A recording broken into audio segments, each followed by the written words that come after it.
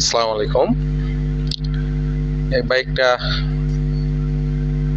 Minimum 4 দিন আগে piston লাগানো হয়েছে কোনো একটা গ্যারেজে। 3 দিন আগে কাস্টমারকে ডেলিভারি দেওয়া হয়। এই পর্যন্ত বাইকটি মোটামুটি আমি 1 কিলোমিটার চালাতে গিয়ে বাইকটি মিনিমাম 10 বার বন্ধ হয়ে যায়। এই নিয়ে কাস্টমারের খুবই অসন্তুষ্ট। তো আমার কাছে নিয়ে আসার পর আমি যতটুকু দেখলাম, বাইকের পিস্টনটা চিজ করে গেছে। তো এরপর দেখেন একটা সাইলেন্সারের ধোঁয়াটা দেখেন, ধোঁয়াটা দেখলে বুঝতে পারবেন বাইকের অবস্থা কি হয়েছে। এরপর আপনাদেরকে প্লাগটাও আমি খুলে দেখাবো মোবিল খাচ্ছে কিনা।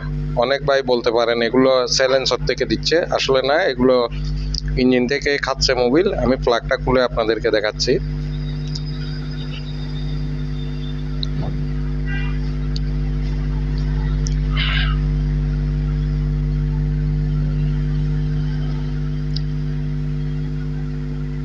এখন বাইকটা চালাতে গেলে বারবার পিস্টন আটকে যায়। দেখেন প্লাগটা কি অবস্থা, কালো হয়ে আছে।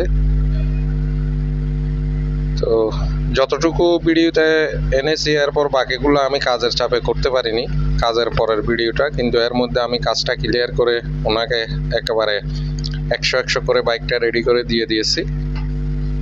তো বিবিরহাট বাজারের একজন ভাই, উনি বিবিরহাট থেকে কাজ করার পর আবার আমার কাছে এসে কাজটা ক্লিয়ার করে গেল।